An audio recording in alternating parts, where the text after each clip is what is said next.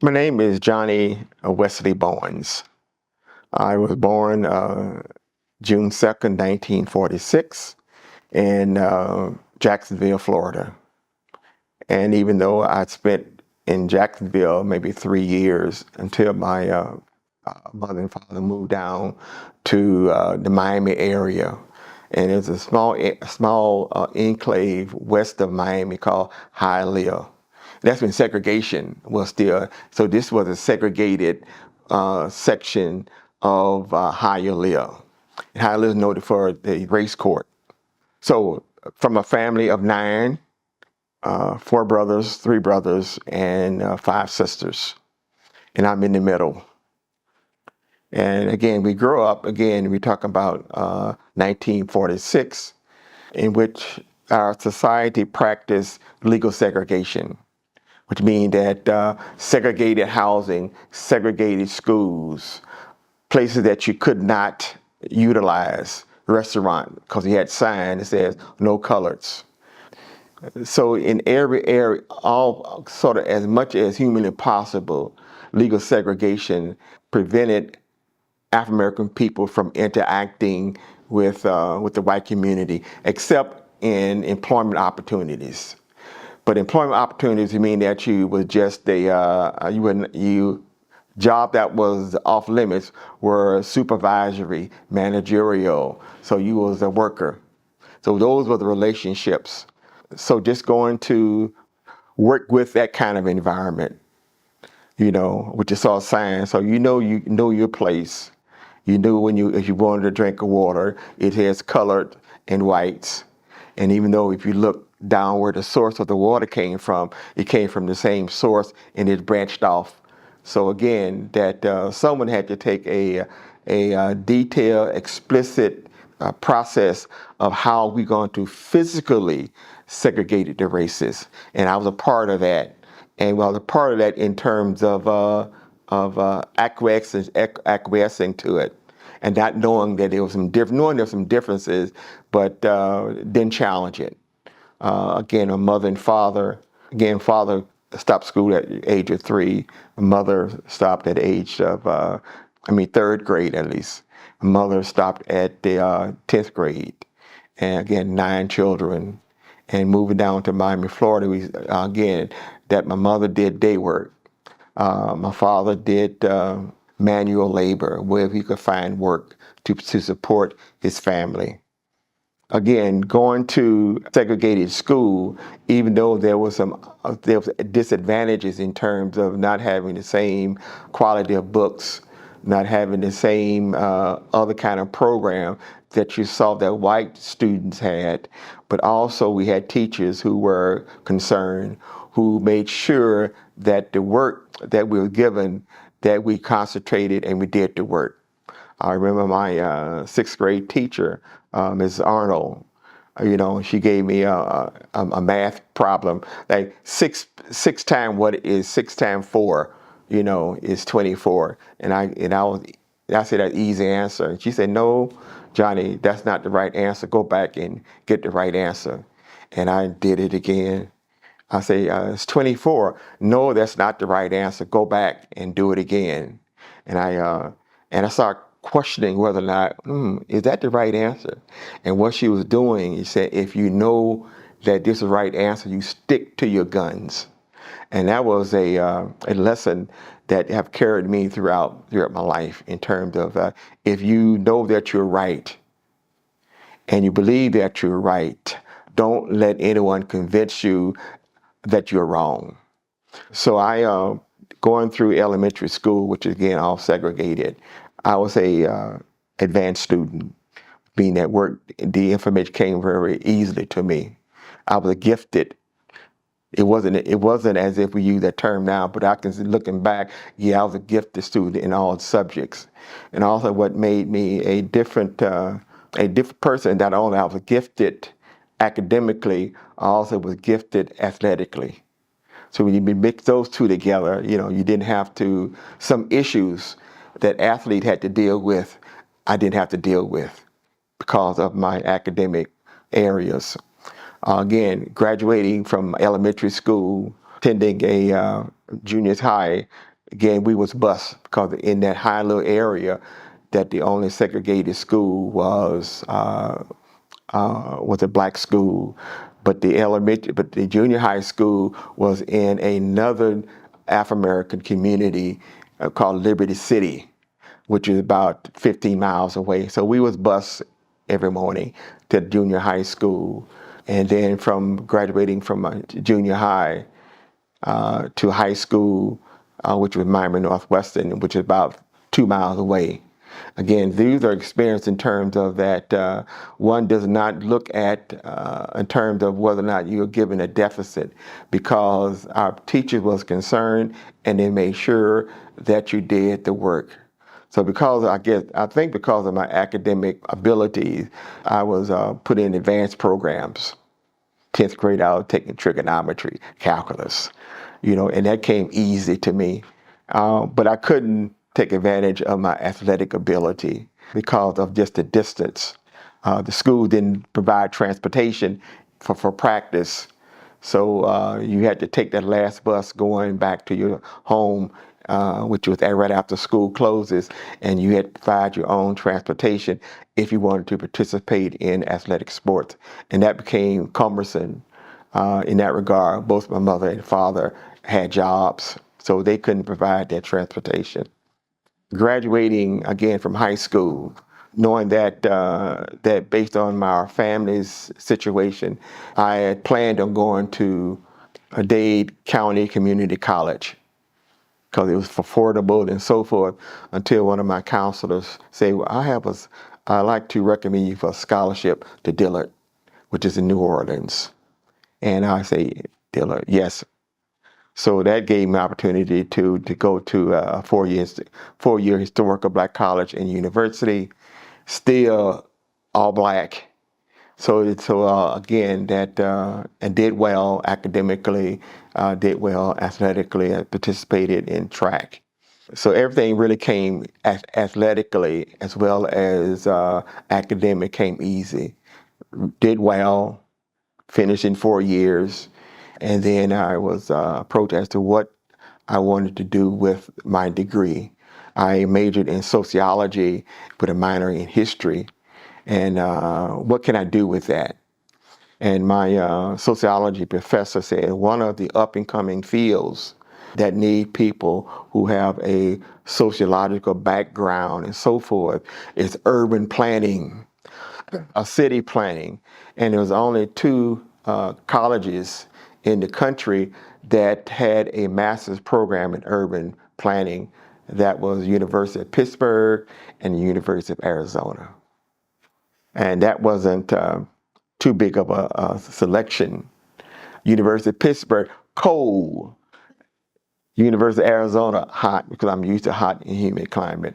And also Arizona gave me, I was familiar with Arizona, and I visited Tucson because my junior and senior year in college, I worked as a park ranger at the Grand Canyon. And that was a real unique experience. The experience is that I worked there for 3 months and very seldom saw a black person. A lot of people was coming in from Japan, from China, visiting the park, and had an opportunity to interact with them because they was also inquisitive about the park, about the Grand Canyon and so forth. So we was able to interchange, and I began to grow in terms of that the world is not just black and white. So I started urban planning here at the University of Arizona. My junior year, I switched to education administration. And my switch was based on I began to be politically active. And part of my political activity, which means I came in conflict with the city and the county, federal government in terms of policies as it relates to racism, as it relates to human dynamics. And at that point, the only agencies that was hiring urban planners were city and county and the federal government. So that was the easy choice. I wasn't going to give up my commitment for equal justice. Switched to education administration, and from there They took most of my courses I took on urban planning and switched to education administration. But at that point, the grant I had ran out, so I had to find employment. And luckily in 1970, Pima Community College came online. And I was able to get employment there at Pima Community College. And then in the evening, finished my master's program in education administration. Became very politically active, ran for political office, the school, Tucson Unified School District Board. I ran for the State House of Representatives, didn't win anything, but it gave me a different insight in terms of that the dynamics of racism, the dynamics of segregation is all over, is implanted. Even though that the 1954, that the Brown versus Board of Education of Topeka, Kansas outlawed segregation, but the response from many of the southern states was the Supreme Court or not, we're not going to integrate. So they gave the Supreme Court the middle finger.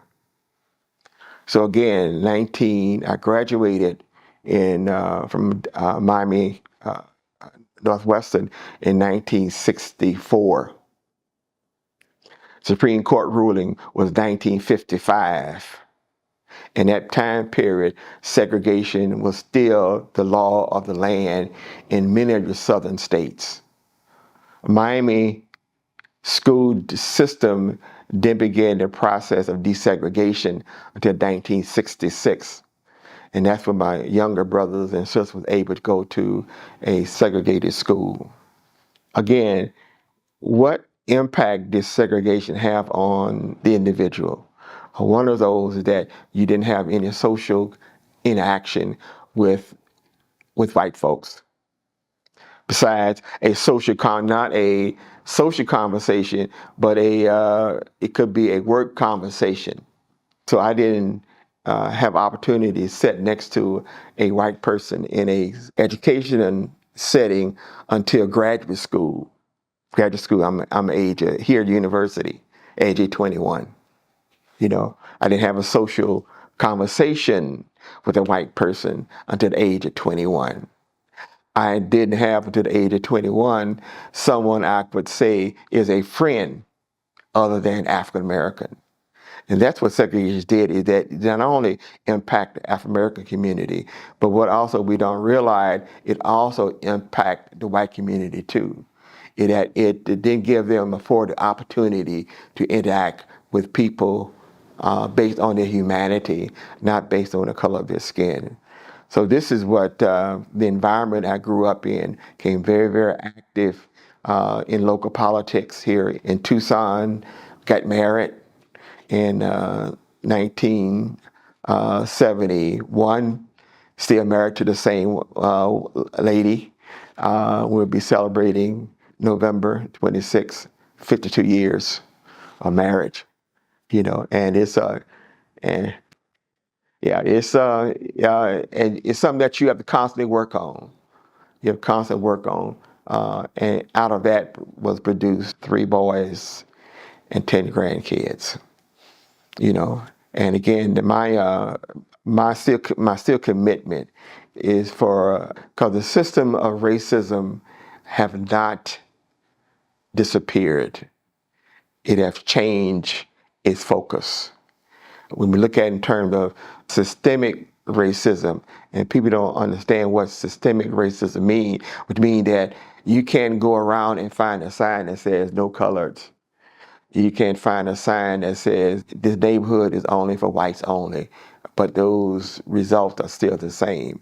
I remember one problem, is that when I was state president of NACP here for the state of Arizona, a Swedish woman asked me to call and ask would I assist her in selling her house, which was in a very exclusive white neighborhood in the El Con area.